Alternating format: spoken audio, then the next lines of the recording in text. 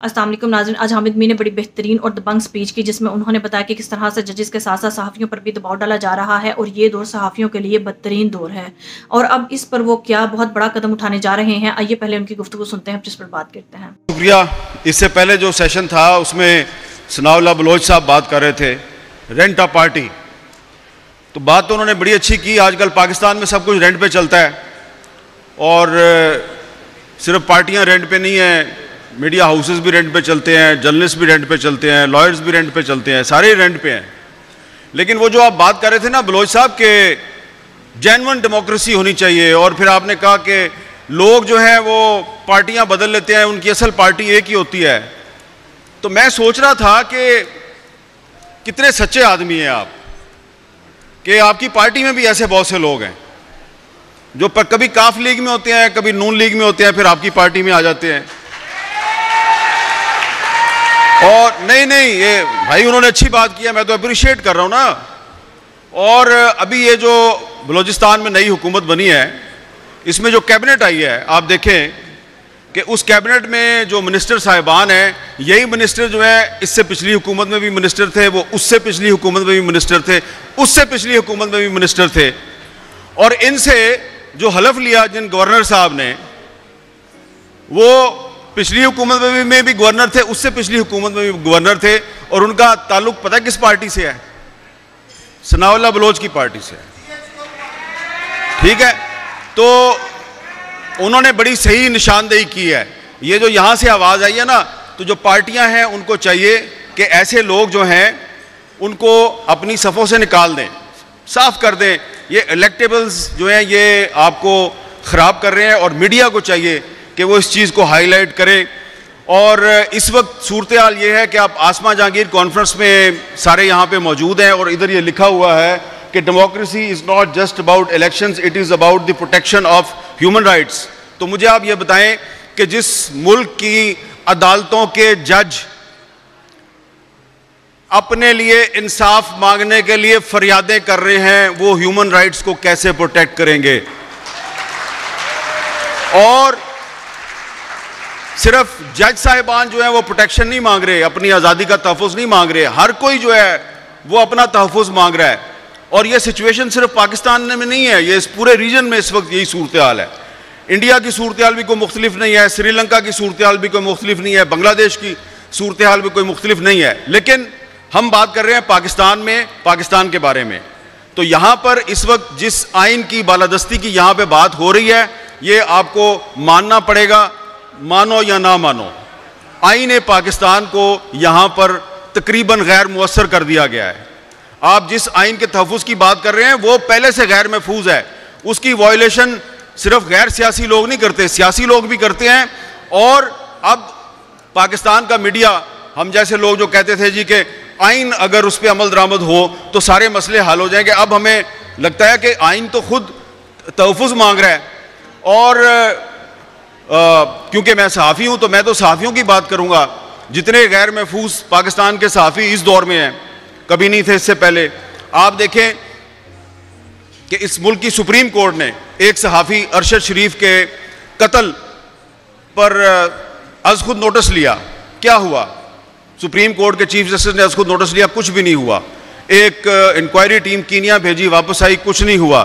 پھر ایک اور جے آئی ٹی بنی، اس نے لوگوں سے بیانات لیے، کچھ نہیں ہوا۔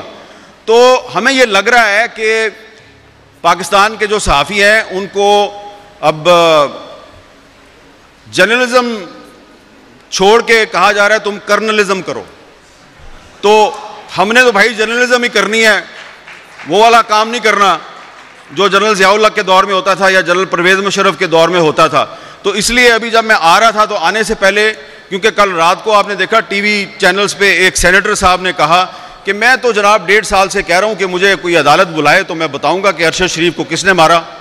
تو میں نے پھر آج آتے ہوئے اسلام آباد ہائی کورٹ میں پٹیشن دائر کر دی ہے کہ ایک جوڈیشل کمیشن بنائیں، اور جس کسی کے پاس بھی کوئی انفارمیشن ہے کہ ارشد شریف کو کس نے مارا وہ اس کمیشن کے سامنے آگے بتائے۔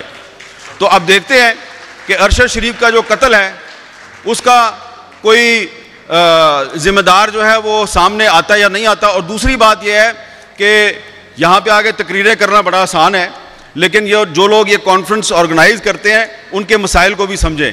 میں ان کے مسائل میں اضافہ نہیں کرنا چاہتا، اس لیے کہ دھواں دار تقریر کر کے ہم تو چلے جائیں گے اور انہوں نے یہیں پہ رہنا، اگلے سال پھر کانفرنس کرنی ہے. تو وہ ثناء اللہ بلوچ صاحب کہہ رہے تھے نا کہ آپ ایک کانفرنس نہ کیا کریں، 2 یا 3 کیا کریں. تو آپ بھی پہلے صرف ایک پارٹی نہیں، جن پارٹیوں کے لیڈروں نے یہاں پہ آ کے تقریریں کی ہیں وہ اپنی اپنی پارٹیوں سے 2 یا 3 ان لوگوں کو نکالیں اور پھر اگلے سال آئیں. تو اس لیے ہم نے اب یہ فیصلہ کیا ہے کہ ہمیں تقسیم کر دیا گیا ہے، ہم ایک دوسرے پہ اعتماد نہیں کرتے. ارشد شریف کا جو قتل کا مقدمہ ہے اس کو ہم ٹیک اپ کرنے میں، اس پر کوئی تحریک چلانے میں کامیاب نہیں ہوئے، لہذا ہم نے اب فیصلہ کیا ہے کہ اب کسی اور کے پاس نہیں جانا.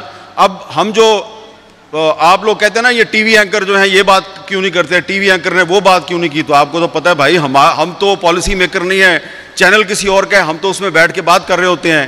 تو اگر وہ ہمیں آف ایئر کر دیں تو ہم کیا کر سکتے ہیں. تو اس لیے اب ہم نے فیصلہ کیا ہے کہ ٹی وی اینکرز کا ایک ایکشن فورم بنایا جائے گا، اور جس ٹی وی اینکرز کو کہیں سے کوئی کال آئے گی یا اس کو ڈکٹیشن دے گی اس کی اپنی مینجمنٹ یا کوئی باہر سے، تو ہم لوگ جو ہیں وہ پبلک میں آ کے آپ کو بتایا کریں گے. تو اس کے علاوہ ہم کچھ نہیں کر سکتے. ٹھیک ہے، یہ آپ کو ماننا پڑے گا، مانو یا نہ مانو. آئین پاکستان کو یہاں پر تقریباً غیر مؤثر کر دیا گیا ہے. آپ جس آئین کے تحفظ کی بات کر رہے ہیں وہ پہلے سے غیر محفوظ ہے. اس کی وائلیشن صرف غیر سیاسی لوگ نہیں کرتے، سیاسی لوگ بھی کرتے ہیں. اور اب پاکستان کا میڈیا، ہم جیسے لوگ جو کہتے تھے جی کہ آئین اگر اس پہ عمل درآمد ہو تو سارے مسئلے حل ہو جائیں گے، اب ہمیں لگتا ہے کہ آئین تو خود تحفظ مانگ رہا ہے. اور کیونکہ میں صحافی ہوں تو میں تو صحافیوں کی بات کروں گا. جتنے غیر محفوظ پاکستان کے صحافی اس دور میں ہیں کبھی نہیں تھے اس سے پہلے. آپ دیکھیں کہ اس ملک کی سپریم کورٹ نے ایک صحافی ارشد شریف کے قتل پر از خود نوٹس لیا. کیا ہوا؟ سپریم کورٹ کے چیف جسٹس نے از خود نوٹس لیا، کچھ بھی نہیں ہوا. ایک انکوائری ٹیم کینیا بھیجی، واپس آئی، کچھ نہیں ہوا. پھر ایک اور جے آئی ٹی بنی، اس نے لوگوں سے بیانات لیے، کچھ نہیں ہوا. تو ہمیں یہ لگ رہا ہے کہ پاکستان کے جو صحافی ہیں ان کو اب جرنلزم چھوڑ کے کہا جا رہا ہے تم کرنلزم کرو. تو ہم نے تو بھائی جرنلزم ہی کرنی ہے، وہ والا کام نہیں کرنا جو جنرل ضیاء الحق کے دور میں ہوتا تھا یا جنرل پرویز مشرف کے دور میں ہوتا تھا. تو اس لیے ابھی جب میں آ رہا تھا تو آنے سے پہلے، کیونکہ کل رات کو آپ نے دیکھا ٹی وی چینلز پہ ایک سینیٹر صاحب نے کہا کہ میں تو جناب 1.5 سال سے کہہ رہا ہوں کہ مجھے کوئی عدالت بلائے تو میں بتاؤں گا کہ ارشد شریف کو کس نے مارا. تو میں نے پھر آج آتے ہوئے اسلام آباد ہائی کورٹ میں پٹیشن دائر کر دی ہے کہ ایک جوڈیشل کمیشن بنائیں، اور جس کسی کے پاس بھی کوئی انفارمیشن ہے کہ ارشد شریف کو کس نے مارا وہ اس کمیشن کے سامنے آگے بتائے.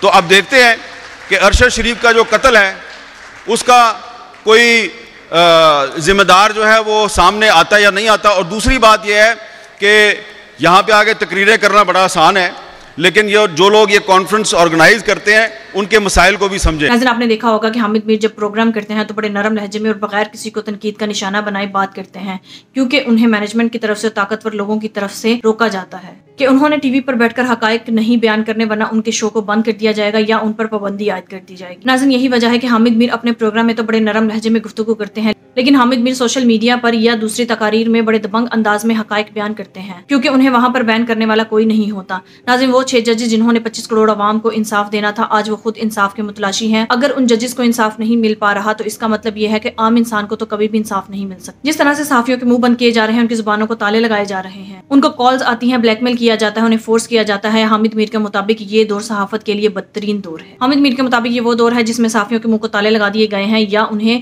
سچ بولنے سے روکا جاتا ہے اور انہیں کہا جاتا ہے یا تو صحافی جھوٹ بول سکتے ہیں یا پھر طاقتور لوگوں کی من پسند بات کر سکتے ہیں، یا تو انہیں بات ہی نہیں کرنے دی جاتی یا پھر انہیں کہا جاتا ہے کہ وہ خاموشی اختیار کریں. اب حامد میر اور دوسرے صحافی مل کر ایک فورم بنانے جا رہے ہیں جس پر وہ اکٹھے ہوں گے، چاہے انہیں کسی کی طرف سے کال آئے، مینجمنٹ کی طرف سے کوئی کال آئے یا پھر طاقتور لوگوں کی طرف سے کہا جائے کہ آپ نے یہ حقائق عوام کو بیان نہیں کرنے، اس پر آپ نے خاموشی اختیار کرنی ہے، اپنی زبانوں کو تالے لگانے ہیں. اور یہ تمام صحافی مل کر عوام کو حقائق سے آگاہ کریں گے اور اس پر آواز اٹھائیں گے تاکہ یہ جو سو کورٹ صحافت کا نیا سلسلہ شروع ہو رہا ہے یہ ختم ہو سکے. ناظرین، اس ملک میں اس وقت صحافت کا مطلب صرف اور صرف چاپلوسی کرنا ہے، اور اگر کوئی چاپلوسی نہیں کرتا اور حقائق بیان کرتا ہے تو اس کی آواز کو بند کر دیا جاتا ہے۔ ناظرین، آپ اس بارے میں کیا رائے ہے؟ کامنٹ میں ضرور بتائیے گا۔ اگلی ویڈیو میں ملتے ہیں، تب تک کے لیے اللہ حافظ۔